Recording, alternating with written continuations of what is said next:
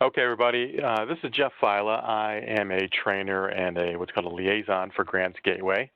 And we're going to go through how to work on your contracts for FSS, the Family Support Services contracts, through OPWDD. So these contracts are handled in the Grants Gateway, and they're what's referred to as non-competitive contracts, meaning you didn't apply for them in the Grants Gateway, but the contracts were created in the Grants Gateway, and that's where you will manage them and eventually sign them and get them executed. So we're going to go through a quick PowerPoint first, which I'll go through kind of the basics of what you'll be doing, and then we'll get into the system itself, or at least our test system, and I'll manage a contract that we've already set up in the back end. So again, this is how to manage your contract through the Grants Gateway, and this is particularly for the FSS contracts, Family Support Services. So what happens after your grant is awarded? Your grant was awarded in the Grants Gateway, and the agency staff has worked on or is currently working on developing the contract parameters. So that's kind of some behind-the-scenes stuff that's going on to get it ready for you to be worked on. The next step is the contract details are updated and reviewed, and that includes you.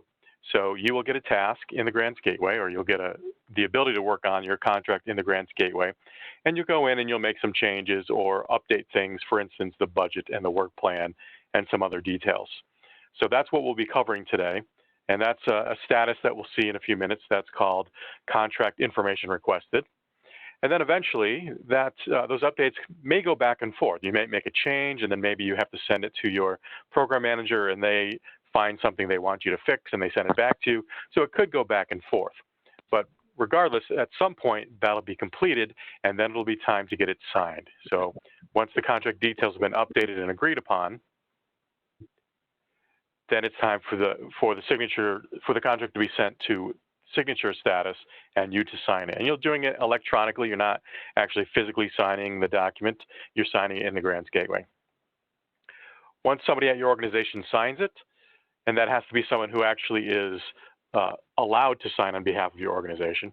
Once it's signed by them, then it goes through a couple other signatures through the state agency, through OPWDD, through the Attorney General's office, and then finally through the State Comptroller's office, where once they approve it, it now becomes an executed contract, meaning you can start working on that contract. So I did mention in that previous slide that there are two tasks that you or your organization would deal with. The first one we're looking at here is contract information requested. So the program manager or the contract manager has reviewed the contract and is asking for more information. Or they're requesting a change in the contract, such as the budget or the work plan. And that's what they're doing here, because your budget or work plan are completely blank until you get it and you start filling it out. Now, in the case of these contracts, you're actually doing a lot of work on paper, on attachments that will be included in your contract, but you still have to obviously work in the Grants Gateway to get that set up. The other task that I mentioned is that when it comes time to get signed, and that's grantee contract signature required. So at this point, the program manager and contract manager have both reviewed the contract and any changes, and they are ready for you to sign it. This locks the changes, so nothing can be changed at this point. Now, if you guys realize there's a problem, you can go back into that contract info requested or another previous status to change something, but it's locked when it's in a signature status, and then all you do is the person in the role of grantee contract signatory, or there's another role we can use, which I'll show in a minute, they would sign the contract electronically, it would get sent back to the contract manager, and they would move it along through the rest of the signature process. So I mentioned the roles. It's important to understand the roles. This is where people get tripped up a lot. If you are a new organization, you may only have this role, which is the Grantee Delegated Administrator. That's the role that we create with one or two users at your organization when you send in your registration form. So the system is role-based, meaning your login has a certain role, and that role allows you to do only certain things in the Grants Gateway. So the Grantee Delegated Administrator is that first person we set up, or like I said, usually two people, and they can add or edit user accounts. And if you're a not-for-profit, they can manage pre-qualification, which is called the document vault. So that's a different system, or a different part of the system that we're not really going to go into here, but it is important to make sure if you are a not-for-profit that you are pre-qualified. But notice the first one here, like I said, they can add or edit user accounts. And they would create other accounts for other people or themselves if it's a smaller organization in these other roles. So there's a role called Grantee, you can see up here in the top left. The grantee is someone who can work on the contract and submit the information, and they can receive emails if there's tasks, but notice they cannot sign a contract. So grantee might be somebody who is a grants writer that you hire, or somebody on staff that's a grants writer. But a lot of these contracts, you may not even need it because there's very few things you really have to do. So you might just want to have one of these other roles do it instead.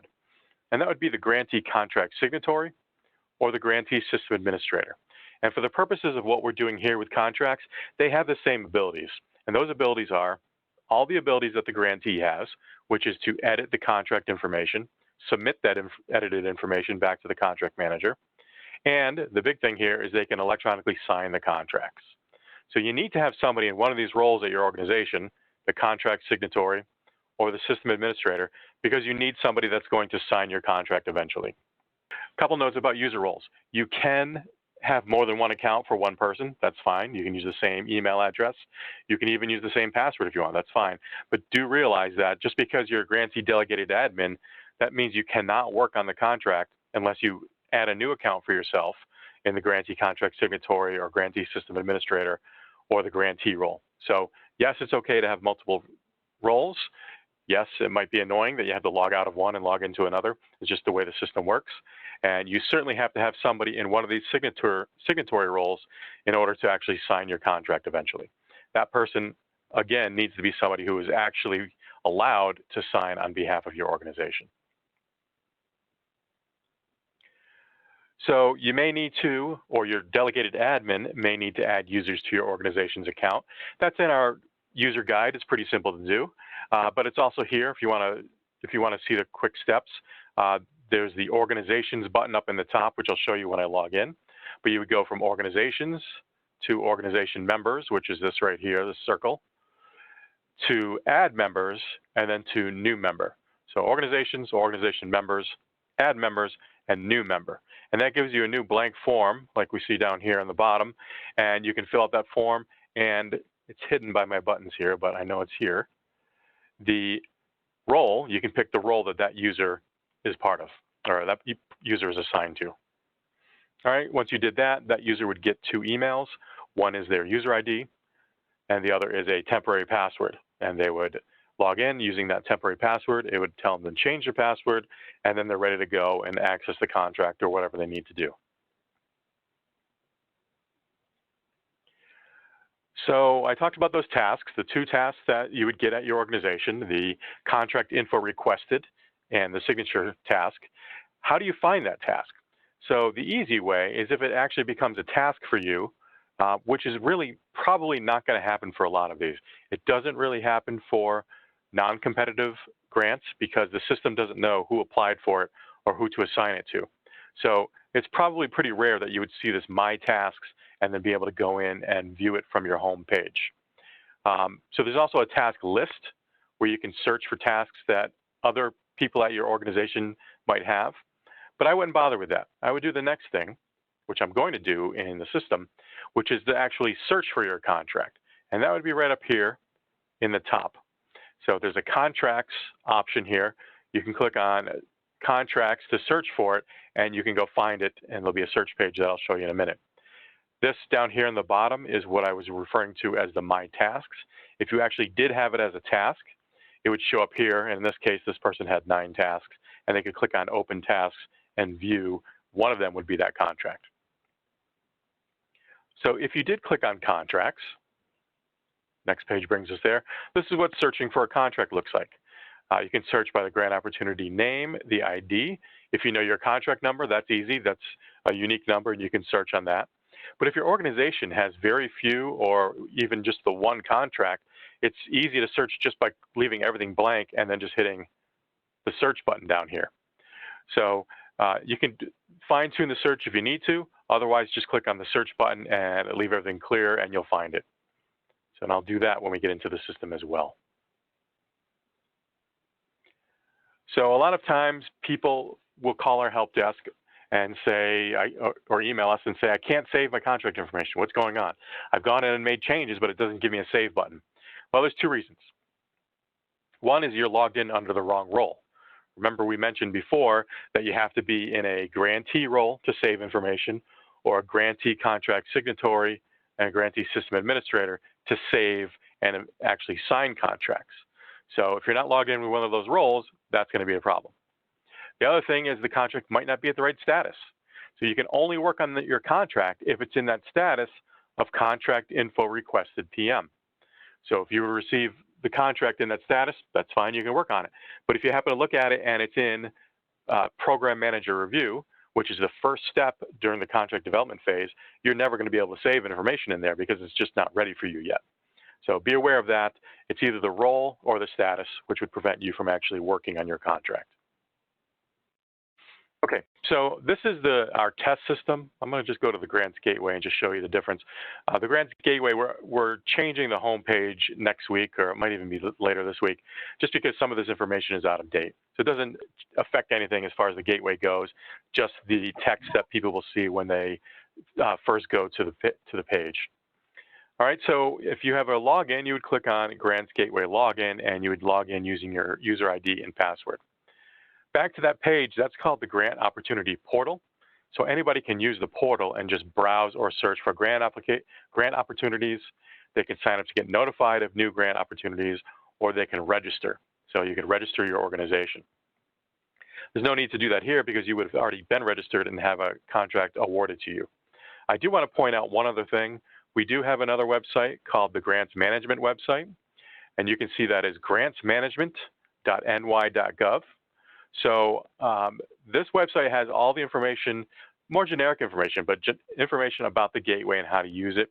You can see if you were to hover under these menu items, there's Get Started, where you can search for funding, register your organization, and learn about getting pre-qualified.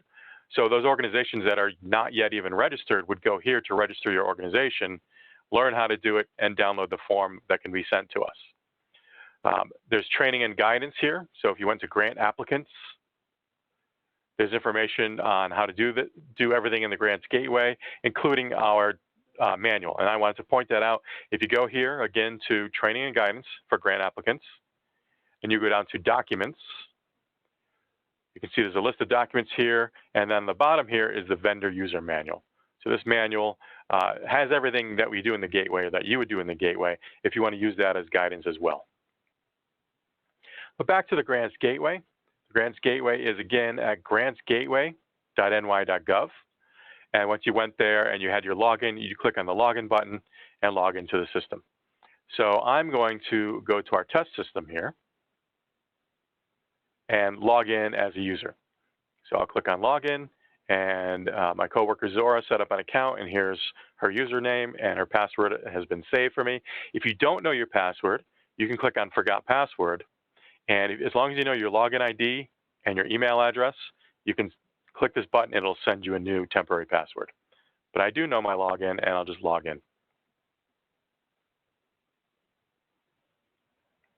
Okay, so it says welcome, says your name and what role you're assigned to. So in this case, I'm a grantee contract signatory, and if you remember, that allows us to work on the contract and also sign the contract eventually. So let me go through the layout of the Grants Gateway. We start with the, I would call them the search buttons up on the top here.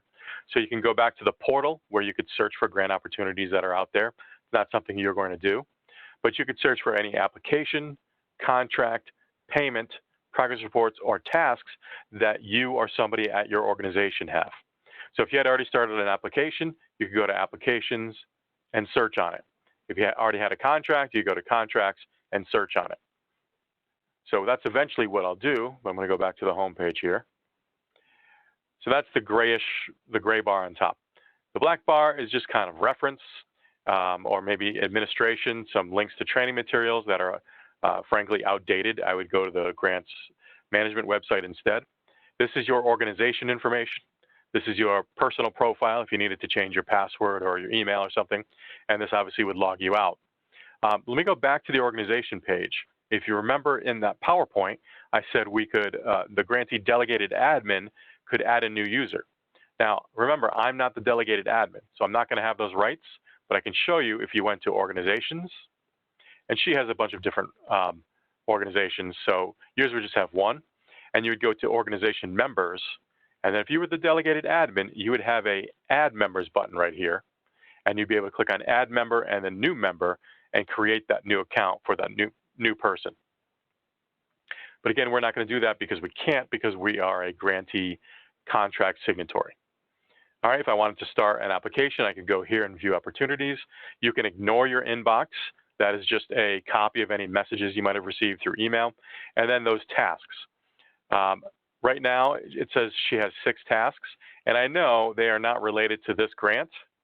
These are just other things that have been tested in the past. So you don't have the task. How do you find the task? Remember, you go up to contracts and you can search for it.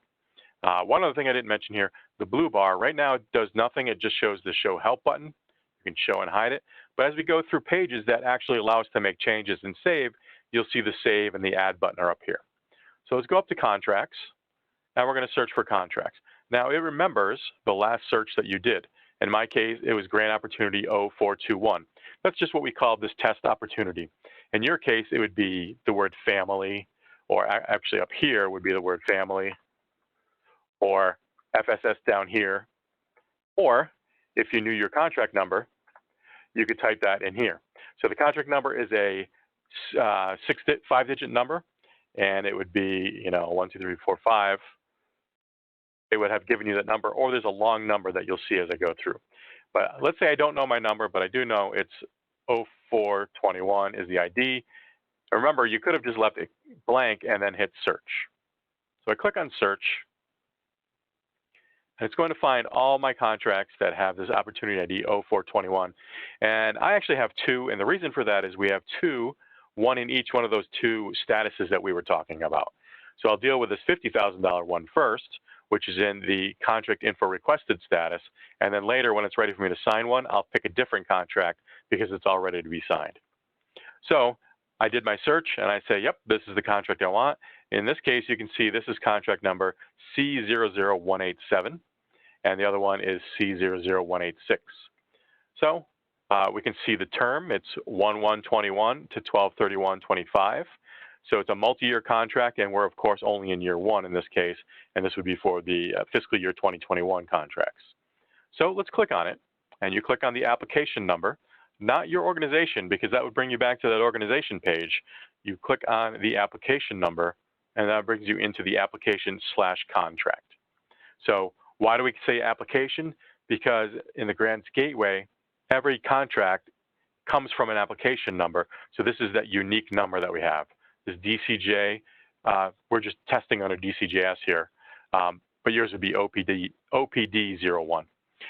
Regardless, we're now at the contract main page. We see our contract, the term, and period dates again. Like I said, it's a multi-year agreement, and we're currently in period 1, of which we've been awarded $50,000. So, still no save button yet. We can't save anything on this page, but we do have these new menu items. So menu actually just brings you back here to this contract main page.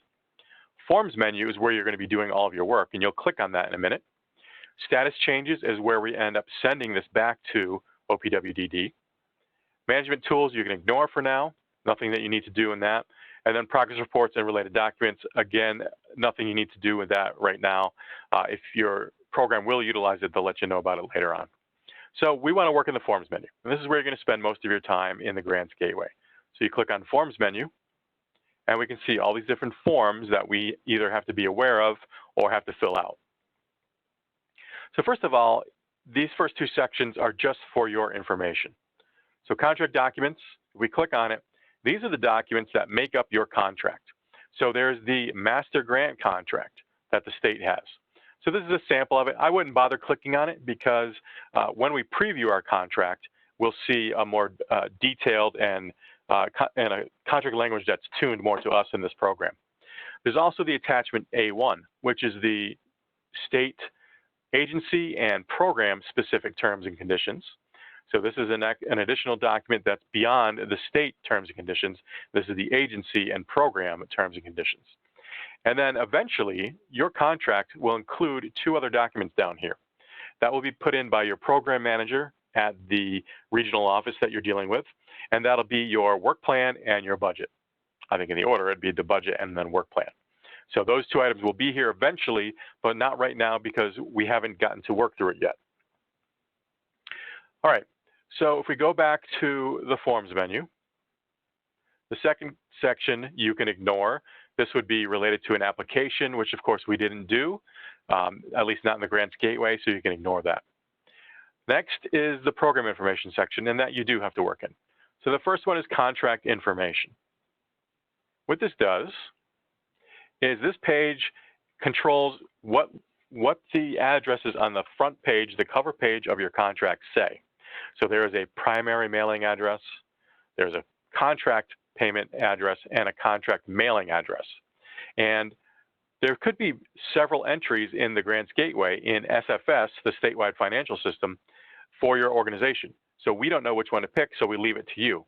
Now in this example, I only have the one Woodbury address to pick, so there isn't a lot of options, but some of your organizations may have a drop-down with several options, and that's why we leave it up to you to decide what addresses should show on it. Now, we're not mailing you a contract anyway. We're not mailing you payments anyway. But we do, it is a required field on the front page of the contract, so that's why we have to come here. And all you do on this page is you pick the right addresses and you hit save. So now we have that blue bar with a save button on it, and I can hit save. And the error goes away and the information has been saved. Now, it doesn't mean I can't change it if I realize I picked the wrong one. I can just save it again. But as far as the system is concerned, we took care of one of the requirements that we had to do. So that was easy. Let's go back to the Forms menu. The next thing is you can see, by the way, that I had just saved this at 1:23 and 48 seconds. It shows this little pencil icon that somebody has done something to that page. And the next one is the project site addresses. Now, this will not appear on your contract, but it is a required form or required page in the gateway. So we can just call this, let's say, my main office, the name of your facility or the location of your facility, and then the actual address location. I don't know what county Woodbury's in, so I'll just use Albany, and it's in Albany County, and we'll call it 12345 is my zip. Now, there's two other things down here. The Regional Council, which you can see is not required. There's an NA option, so you can just leave that blank. But what is required is this, the agency-specific region. So whatever region you're part of, you need to select that, and that helps OPWDD decide who gets the contract, who at what field office actually manages your contract. So I'm going to pick District 3 or Region 3 here, Capital District, even though you know my address was in Woodbury. So I hit save. Now, if for some reason you wanted to add a second address, I've saved this. I could go and I could click add, and I could add a second address. And let me just show you what happens when I do that. I'm just going to put in gibberish here.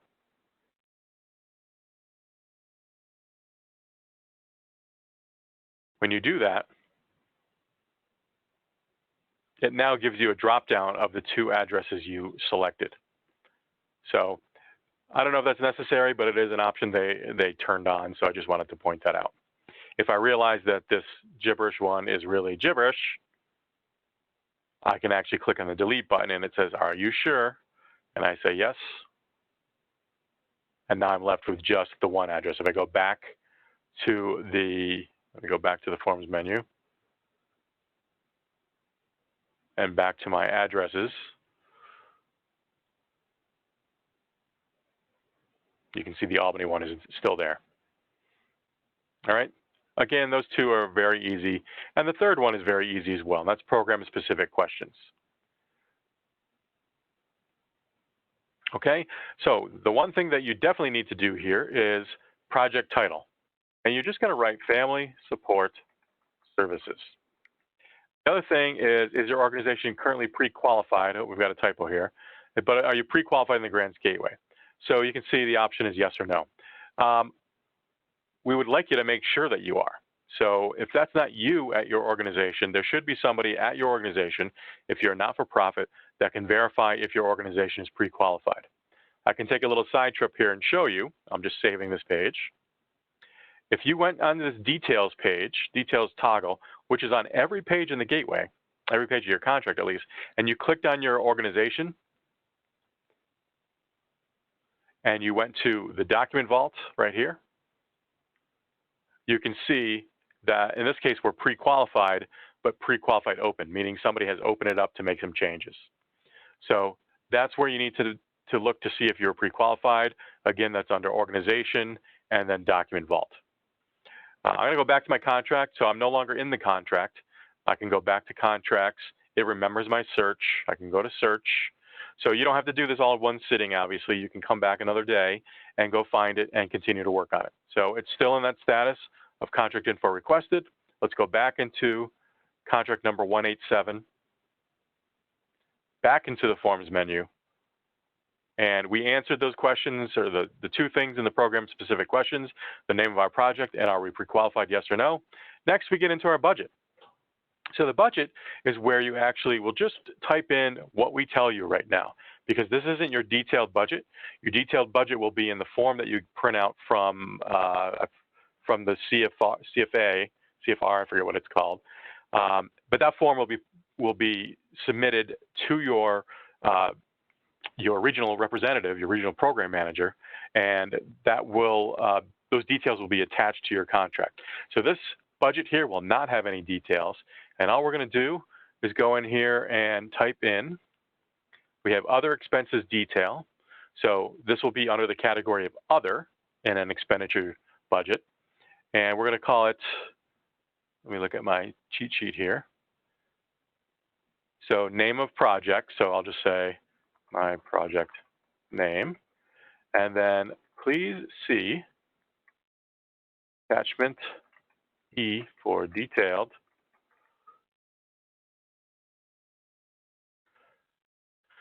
So please see attachment E for detailed net deficit budget.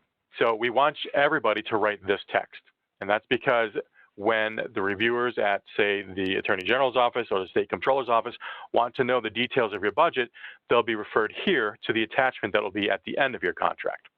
So justification does not show on the contract, so you can just type in NA. And then the total grant funds is what you were awarded for this contract. So in this case, remember, it was 50,000, not 500, 50,000.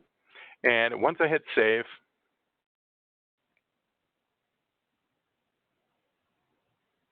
it'll save that, give me the green light, and you can see it save that information.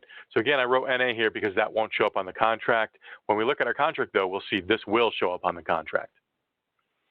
Okay, so that was pretty easy. If we go back to the forms menu,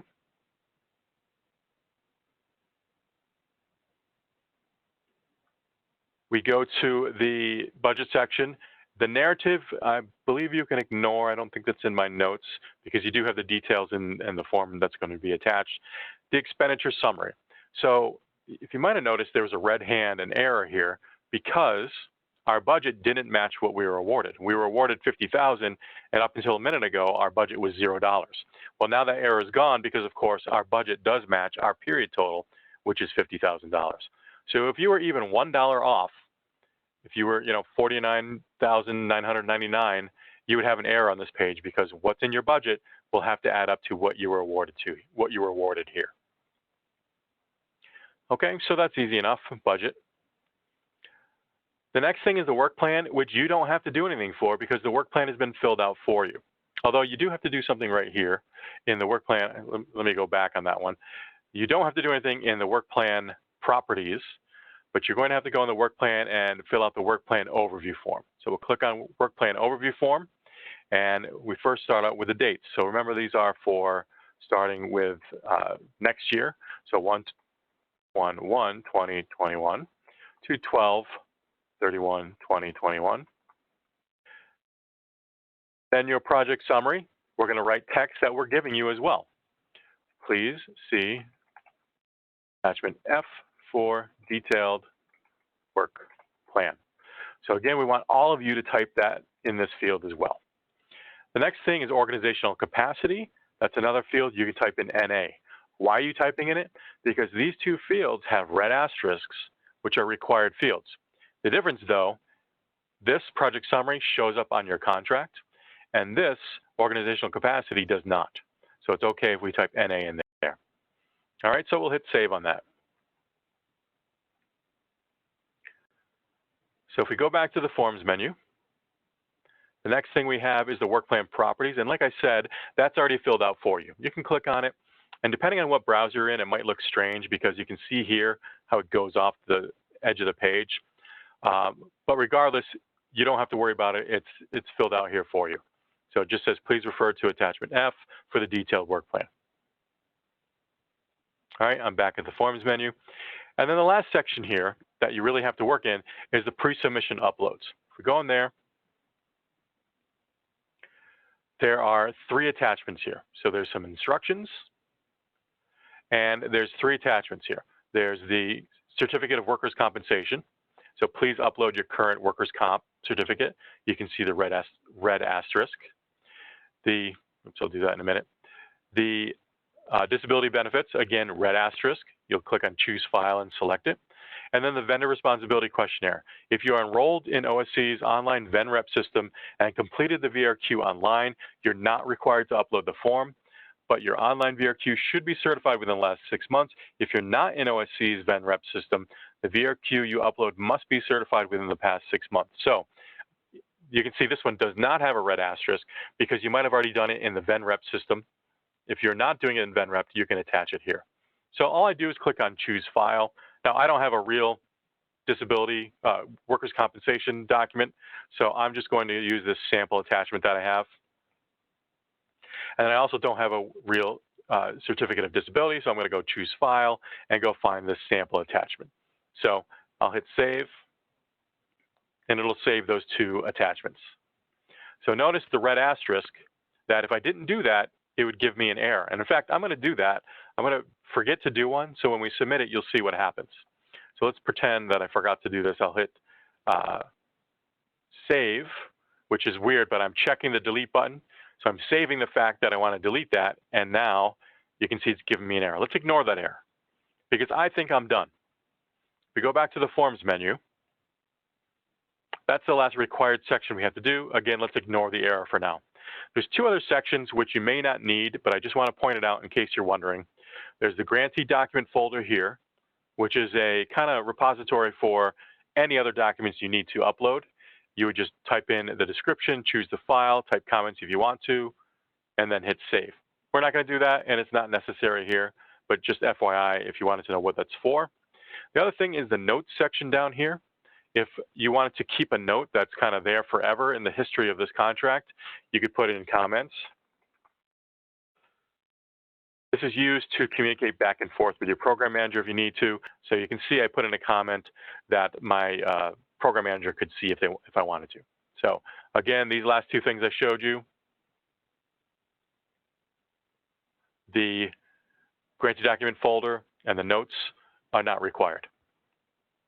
Now I might want to know what my contract looks like. So ignoring this error again, we can go to contract preview and see that. Contract versions we'll look at later, but contract preview will give me a preview of my contract. So all that information that we had out there, the budget information that I put in, my addresses, all that information will now be displayed in a contract PDF. So you can see it just downloaded it. If I click on it, let me zoom in a bit here. And this is what a grants gateway or a state contract looks like. So this one happens to be, like I said, DCJS. That's not who you're dealing with, obviously, just the way we have it set up in our test system. This is a multi-year agreement. This is my contract number. Remember that 187 we were talking about. This is the name of my organization, my Department of State incorporated name. Remember that project name, Family Support Services. Where does that come from? Let's go back into the gateway. Let me just show you again. Remember, that was here on program-specific questions. So whatever I wrote in this field is what shows here on this PDF right here. My vendor ID, my tax ID, and here's that address. So remember the 3 addresses we picked, and since it's the same for all 3, it just shows a checkbox. But if they were different for some reason, they would show the different addresses. I'm a not-for-profit. This is my contract term. Remember, they're 5-year contracts. And each year there's I think it's a 5% increase. So that's why the number, the dollar value goes up every year. So the total of this contract that's being awarded to me and being signed off on is $276,281. But in reality, we're just dealing with year 1, which is $50,000. Page 3 is a kind of a table of contents. And this would show what what else is in the contract. So there's the specific terms and conditions, which we'll see in a minute. There's the B1, which is your budget. Now, we know our budget isn't detailed. The budget will be down here. And because the grants, because our program manager hasn't dealt with this yet, it's not here. But we'll see in the next contract that I look at, under Other, it'll show an attachment for the budget, the detailed budget, and it'll show an attachment for the detailed work plan. Page 4 is the signature page. Nobody signed it yet, so we'll skip this for now. We'll see it when I sign it in a few minutes. Page 5 is where the state terms and conditions start. So you should read it, or your lawyers should read it. I'm not going to. I'm going to skip through it. So that's 25 pages. That'll bring us down to page 30. And page 30 is our attachment A1. So this will be the contract, the terms and conditions from OPWDD and the program here.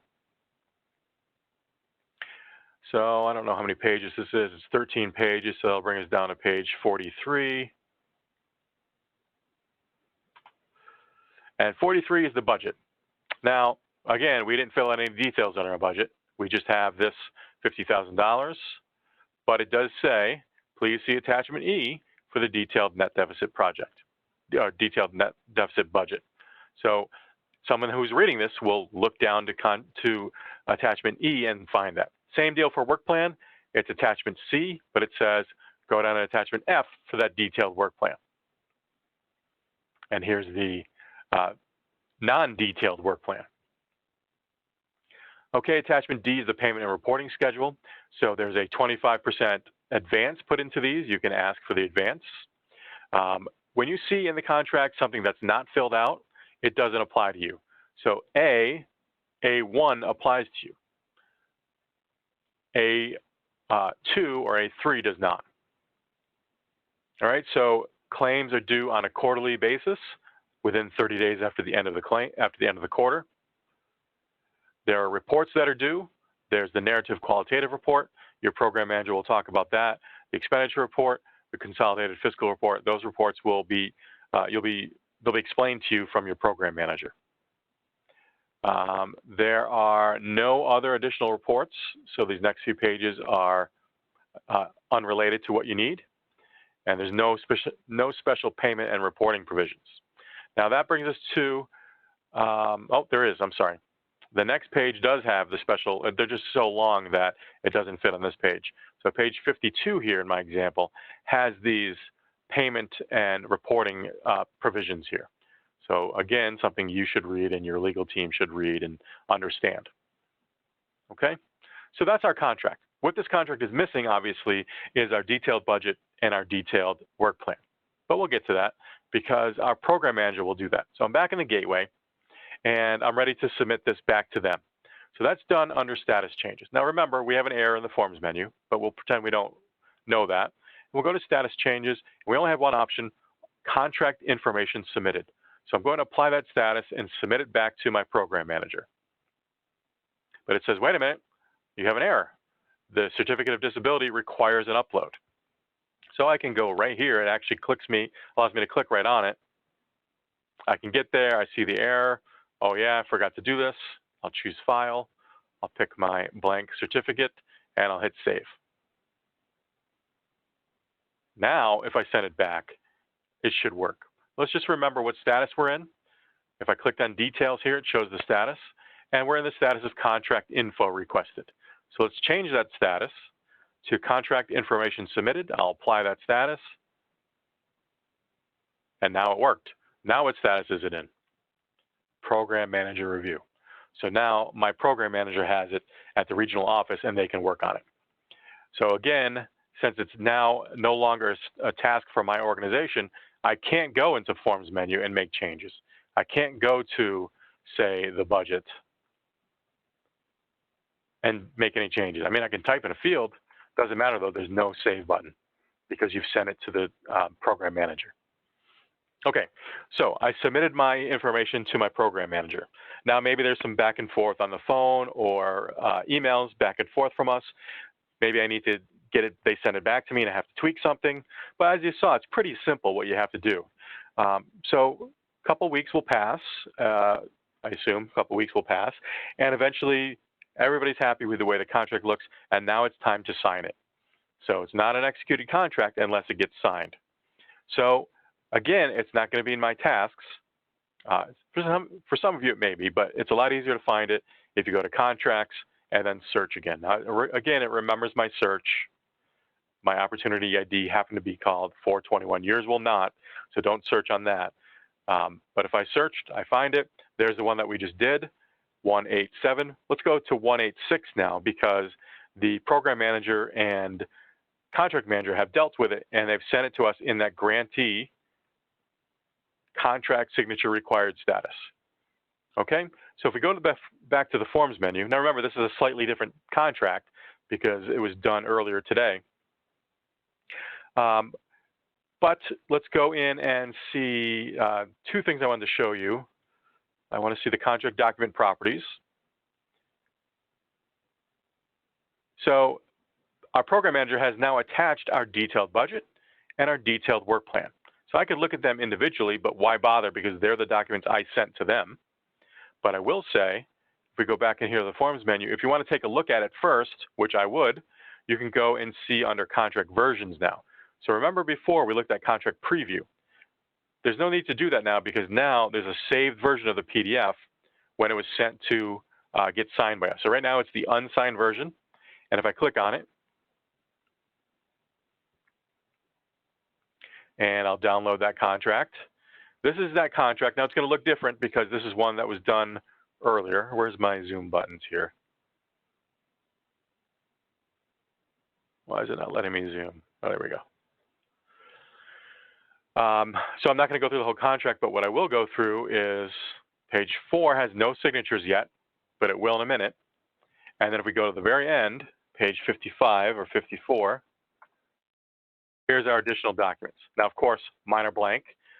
Yours would be the actual budget here. This would be that attachment E, and this would be that attachment F, your actual work plan. So they would be part of the contract that you're signing. I'm going to close that, and I'm going to sign it. So how do I sign it? Again, you have to be in the right role, but if you go to status changes, there's a couple options here. Now, I could kick it back to my program, to my contract manager, by applying this status, because I don't want to sign it. Let's say I found a flaw in it and I want them to go fix it, or I want it to get fixed. But if you're going to sign it, you'll go here and apply the status of grantee contract signature complete. So I do that.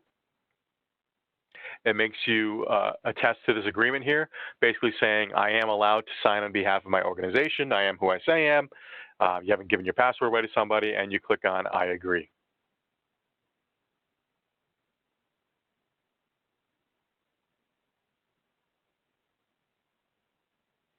Okay, so I've signed it. What happened? Well, now it's in the status of contract package validation. I just want to mention one thing. Some people will sign it and then they'll close their window or do something else. You have to wait for the page to refresh and come back before it actually finalizes it. So be patient, please. Let it refresh until it refreshes the page. Then you can go do something else. All right, so it's now in the status of contract package validation. But if I want to look at what the signature looks like, I go back to the forms menu.